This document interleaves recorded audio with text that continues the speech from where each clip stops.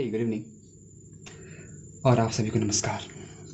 आज हम लोग का कैरेक्टरिस्टिक ऑफ चार्ज का सेकेंड वीडियो है और पूरे इलेक्ट्रिसिटी का फिफ्थ लेक्चर।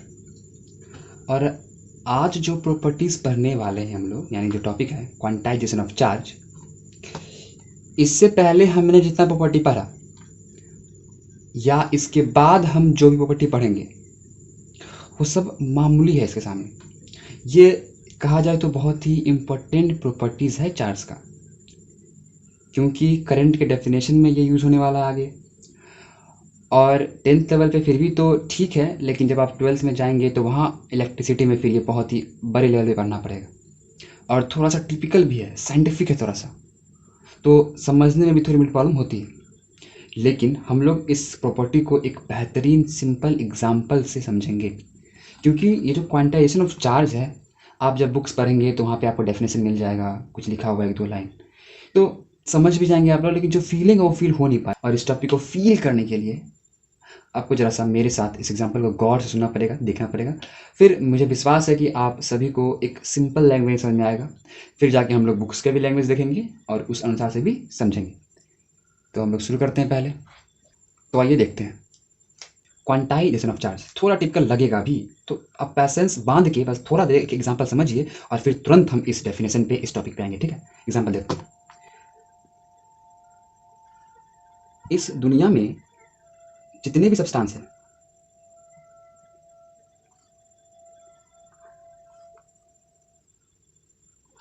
उन सबको आप 2 कैटेगरी में बांट सकते हैं। फिलहाल यहाँ देखते हैं। ये है लैडर, सीढ़ी। ये है लैडर। अभी लूडो भी बहुत पॉपुलर गेम चल रहा है और आप उसमें भी तो स्नेक एंड लैडर होता है, तो आपको पता ही होगा लैडर मतलब सीढ़ी। अब है क्या एग्जाम्पल, उसको समझते हैं। ये एक लैडर है जिसके जो हाइट है वो फिक्स है। कितना है? 1 मीटर। ये भी कितना है? 1 मीटर। ये भी कितना है? 1 मीटर। ये भी कितना है? 1 मीटर। ये भी कितना है? 1 मीटर।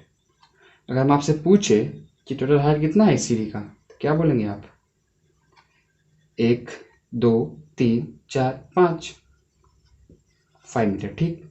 आप यहाँ पे खड़े हैं, आप यहाँ पे खड़े हैं, आपको जाना है यहाँ, आपको यहाँ पहुँचना है, यानी कि 5 मीटर ऊपर चलना है। अच्छा, बहुत सुंदर। अब हम कहते हैं क्या कि अगर आपको इस 0 से 5 मीटर पे पहुँचना है तो आप क्या करेंगे? पहला कदम, आप यहाँ पे हैं तो पहला कदम डालेंगे कहाँ? 1 मीटर पे डालेंगे। यानी आप फर्स्ट स्टेप लेंगे कितने पे? 1 मीटर पे। हाँ, ले सकते हैं। या आप फर्स्ट मीटर, अगर आप बहुत लंबे हैं, बड़े हो, तो 2 मीटर पे भी आप ले सकते हैं। ठीक। लेकिन नॉर्मली आप 1 मीटर पे लेंगे। आप एक अच्छे डिसिप्लिन स्टूडेंट है तो 1 मीटर, फिर यानी कि पहला स्टेप लेंगे 1 मीटर पे, फिर लेंगे 2 मीटर पे, फिर लेंगे 3 मीटर पे, और इस प्रकार आप 5 मीटर पे चले जाएंगे। बहुत सुंदर। लेकिन अगर हम आपको कहें कि आप पहला स्टेप लीजिए 0.5 मीटर पे, आप पहला स्टेप लीजिए 0.5 मीटर पे, या फिर नेक्स्ट स्टेप लीजिए आप 1.5 मीटर पे, क्या पॉसिबल है? यानी कि इस एग्जाम्पल से, यानी कि ये जो दिया गया है सीरीज, इसके अनुसार हम लोग स्टेप 1 मीटर पे रख सकते हैं, 2 मीटर पे रख सकते हैं, 3 मीटर पे, 4 मीटर पे, 5 मीटर पे। लेकिन हमने जो बोला कि आप पहला स्टेप 0.5 मीटर पे रखिए, तो क्या ये केस संभव है? तो ये संभव नहीं है। अच्छा, यहाँ पे आप कहाँ पैर रखिए? 0.5 रहिए ना, यानी कि अगर ये पूरा 1 मीटर है तो ये 0.5 होगा, तो आप यहाँ पे पैर कहाँ रखिएगा? क्या पॉसिबल? यहाँ पे आप रुक पाइएगा? आप पहला स्टेप यही डालेंगे ना सर। बात समझ आ रहा है कि नहीं आ रहा? क्या ये एग्जाम्पल समझ में आया? यहाँ से आपको यहाँ जाना है, हर एक का हाइट है 1 metre 1 metre 1 metre, total 5 metre है। अब हम कहें आपको यहाँ से यहाँ जाने के लिए, तो आप क्या करेंगे, पहले 1 मीटर पे डालेंगे स्टेप, फिर दूसरा, फिर तीसरा, फिर चौथा, फिर पाँचवा, इस प्रकार आप आगे की ओर बढ़िएगा। लेकिन अगर हम कहें कि आप 0.5 मीटर पे स्टे कीजिए, या 0.5 मीटर, फिर 1.5 मीटर, फिर 2.5 मीटर होकर जाइए, तो क्या पॉसिबल है? तो संभव नहीं है। अब ये जो सिस्टम बनाया गया, ये सिस्टम है, इस सिस्टम में 0.5 मीटर पे स्टे नहीं करा जा सकता है, 1.5 मीटर पे स्टे नहीं करा जा सकता है। ठीक, अब ये एक एग्जाम्पल आप मन में रखिए।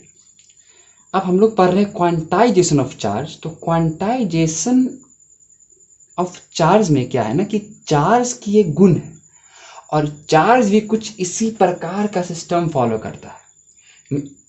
आप पढ़े होंगे R.A. मिलिकन्स साहब ने क्वांटाइजेशन ऑफ चार्ज के बारे में क्या कहा, कि चार्ज क्वांटाइज्ड होता है।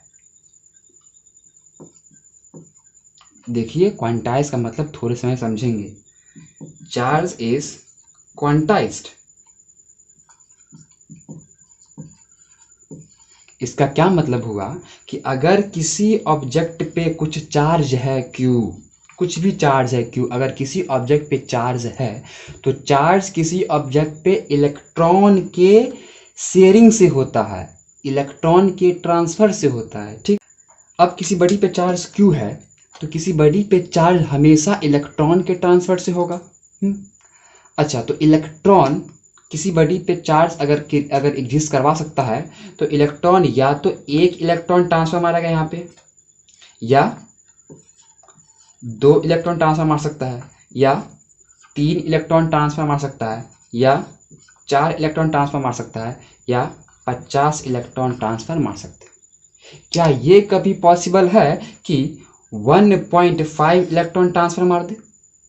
क्या ये कहीं पॉसिबल है कि 3.5 इलेक्ट्रॉन ट्रांसफर मार दे? बिल्कुल नहीं।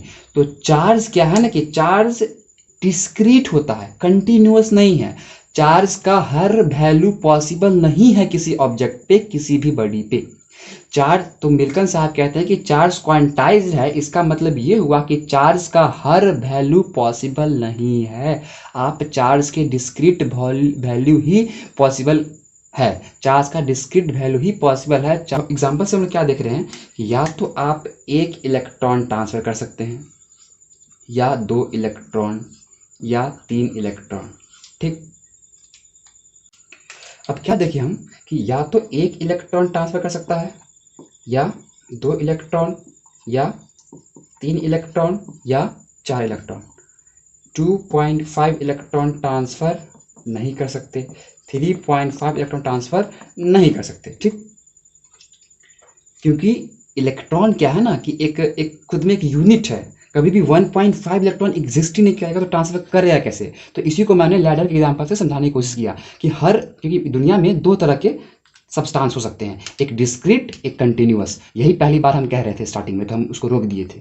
तो चार्ज क्या है ना, कि चार्ज डिस्क्रीट है, यानी कि चार्ज कंटिन्यूअस नहीं है। उस सीढ़ी की तरह, सीढ़ी डिस्क्रीट था। अगर आप कोई रैंप की बात करते, मानो इस तरह से कोई स्लाइडिंग है, तो आप यहाँ भी खड़ा हो सकते हैं। अगर ये भी 5 मीटर का है, बाय द वे, ये भी 5 मीटर का है बाय द वे, तो आप यहाँ खड़ा हो सकते हैं, यहाँ खड़ा हो सकते हैं, यहाँ, यानी कि आप 0 मीटर पे खड़ा हो सकते हैं, 0.1 मीटर पे खड़ा हो सकते हैं, 0.2, कहीं भी खड़ा हो सकते हैं। तो ऐसे सब्सटेंस को बोलेंगे हम कंटिन्यूअस, है कि नहीं? जैसे कि अगर बालू क्या है, डिस्क्रीट है, पानी क्या है, कंटिन्यूअस है। कुछ समझ में आ रहा है कि नहीं आ रहा?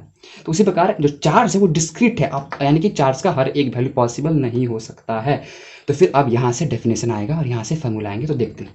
तो यानी कि मिनिमम 1 इलेक्ट्रॉन ट्रांसफर मारेगा, और 1 इलेक्ट्रॉन ट्रांसफर का मार रहा है, तो चार्ज तो 1 इलेक्ट्रॉन पे जितना चार्ज होगा उतना उसका वैल्यू होगा। तो आप क्लास 9 में पढ़े हैं कि 1 इलेक्ट्रॉन का वैल्यू क्या होता है, 1.6 इंटू 10⁻19 कूलम। ठीक, हम इसे बोल देंगे चार्ज कितना, अगर किसी बॉडी पे 1 इलेक्ट्रॉन ट्रांसफर मारा, तो हम क्या बोलेंगे, चार्ज कितना है, 1 इंटू ई। अगर किसी बॉडी पे 2 इलेक्ट्रॉन ट्रांसफर मारा, तो नेट चार्ज क्या होगा उस पर, 2 इंटू ई। 3 मारा तो 3 इंटू ई, 4 मारा तो 4 इंटू ई। और अगर n इलेक्ट्रॉन्स ट्रांसफर मार दिए, यानी कि n मतलब n 1000, 1 लाख, 1 करोड़, तो क्या हो जाएगा, नेट चार्ज n इंटू ई।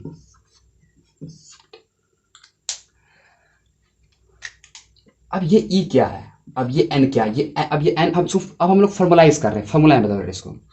तो आप देख रहे हैं या तो 1 होगा, 2 होगा, 3 होगा, 4 होगा, 50 होगा, 1000 होगा, यानी कि कहीं ना कहीं क्या है, इंटीजर्स है। अरे है कि नहीं इंटीजर्स, तो हम इसे क्या बोल देंगे, इंटीजर। और ई क्या है, तो ई क्या है, तो ये यानी कि अगर एक इलेक्ट्रॉन तो एक ई के बराबर, तो और ई का वैल्यू पता है ये, और इसको हम क्या बोलते हैं, बेसिक चार्ज बोलते हैं ना, बेसिक चार्ज। तो what is basic charge, what is basic charge, तो दुनिया में ये वो चार्ज का वैल्यू है जो कि प्रैक्टिकली पॉसिबल है और ये एग्जिस्ट कर सकता है, यानी कि चार्ज का वह मिनिमम वैल्यू जो इस दुनिया में एग्जिस्ट करता हो, उसे हम लोग बोलते हैं बेसिक चार्ज। अभी बेसिक चार्ज इलेक्ट्रॉन पे ही माना गया, एक इलेक्ट्रॉन पे जो चार्ज होते हैं वो सबसे मिनिमम चार्ज माना गया है, और इसीलिए हम लोग बेसिक चार्ज से कहते हैं। ठीक, अगर कल के दौर में कोई एक ऐसा पार्टिकल सामने आए जिसपे इससे भी कम चार्ज हो और प्रैक्टिकली एग्जिस्ट करे, तो हम फिर बेसिक चार्ज ई को नहीं बोलेंगे, उस पार्टिकल को बोलना शुरू कर देंगे। ठीक है, तो अभी बेसिक ई क्या है, बेसिक चार्ज यानी कि minimum possible charge, minimum possible magnitude of charge which exist in the nature. Okay, that is e. यानी कि किसी बॉडी पे चार्ज अगर है तो इलेक्ट्रॉन के ट्रांसफर से होगा, और मानते हैं कि उस बॉडी पे एन इलेक्ट्रॉन ट्रांसफर किया तो एन इंटू ई के बराबर होगा। अच्छा, ये एक बात हुआ, वेरी गुड। यहाँ से अब इसी को बोलते हैं quantization of charge. Charge quantize है, इसका मतलब क्या कि चार्ज किसी बॉडी पे हमेशा इंटीग्रल मल्टीपल होगा बेसिक चार्ज के। फिर से लाइन सुनिए, charge is always an integral multiple of basic charge, और यही है क्वांटाइज्ड कंडीशन। क्या मतलब, charge is always an integral multiple of basic charge. Integral मतलब इंटीजर के मल्टीपल में, इंटीजर ये इंटीजर है ना, 1 2 3 4 5 6 7 8 9 10 11 12 आगे पढ़ते हैं। इंटीग्रल मतलब इंटीजर, यानी कि कहीं ना कहीं चार्ज किसी बॉडी पे जो होगा वो किसी, मतलब कि अगर आप किसी भी बॉडी पे चार्ज भाई नापेंगे तो वो हमेशा या तो इंटीजर ही होगा, यानी कि 1 होगा या 2 होगा, 50 होगा, 1000 होगा, करोड़ होगा, कभी 1.5 तो नहीं होगा ना। और 1.5 क्या है, डेसिमल है, फ्रैक्शन एक तरह से। तो कभी ना, तो हमेशा किसी बॉडी पे चार्ज इंटीजर ही होगा। तो डेफिनेशन बनाने के लिए क्या बोले हम कि charge is always an integral, charge on a body, यहाँ पे ऐड कर देंगे, हम बस समझाने की कोशिश कर रहे हैं। Charge on a body is always an integral multiple of basic charge, यानी किसी बॉडी पे जो चार्ज होगा वो बेसिक चार्ज के इंटीग्रल मल्टीपल में होगा। ठीक है,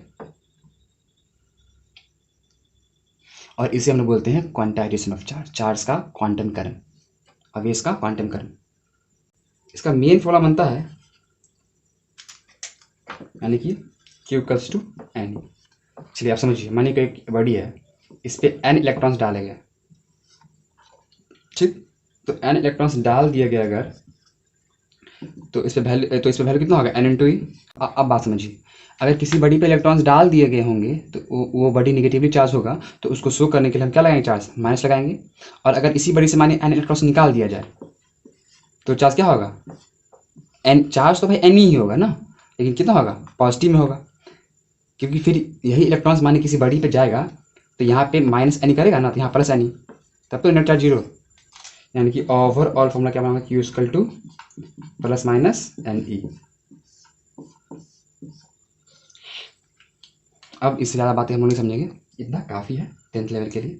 ये फार्मूला हुआ, अगर आप किसी भी बॉडी पे चार्ज का वैल्यू निकालना हो अगर आपको, तो क्या कीजिए, कितना इलेक्ट्रॉन ट्रांसफर किया गया वो पता कीजिए और ई से मल्टीप्लाई कर दीजिए।